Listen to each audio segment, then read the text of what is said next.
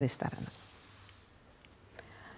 जागतिक अस्थिरतेवर मात करत भारताची अर्थव्यवस्था वेगानं वाटचाल करत असून जग भारताच्या विकास मॉडेलकडे आशेचे मॉडेल म्हणून पाहत आहे असं प्रतिपादन पंतप्रधान नरेंद्र मोदी यांनी केलं आहे। नवी दिल्लीत आयोजित 6व्या रामनाथ गोयंका व्याख्यानात ते आज बोलत होते। जागतिक अस्थिरतेला न जुमानता भारताचा GDP जवळपास 7% दरानं वाढत आहे। सर्व संकटांमध्येही भारताच्या अर्थव्यवस्थेनं उच्च विकास दर साध्य केला आहे असं ते म्हणाले।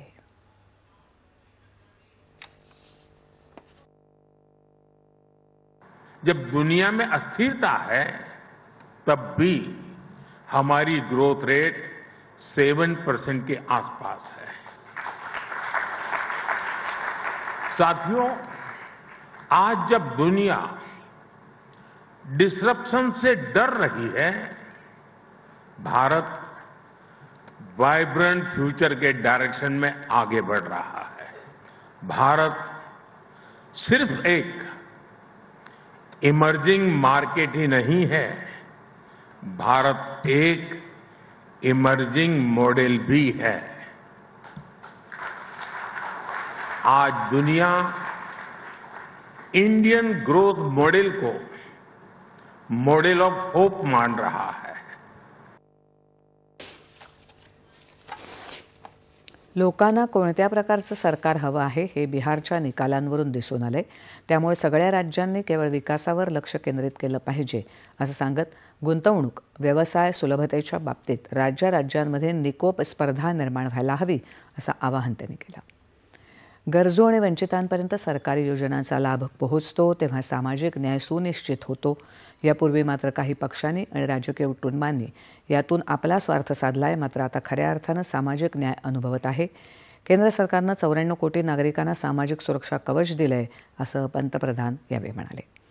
निवडणुका जिंकण्यासाठी निवडणुकीच्या नव्हे तर लोकांसाठी काम करण्यासाठी नेहमीच भावनिक स्थितीत असणं आवश्यक आहे असं ते म्हणाले।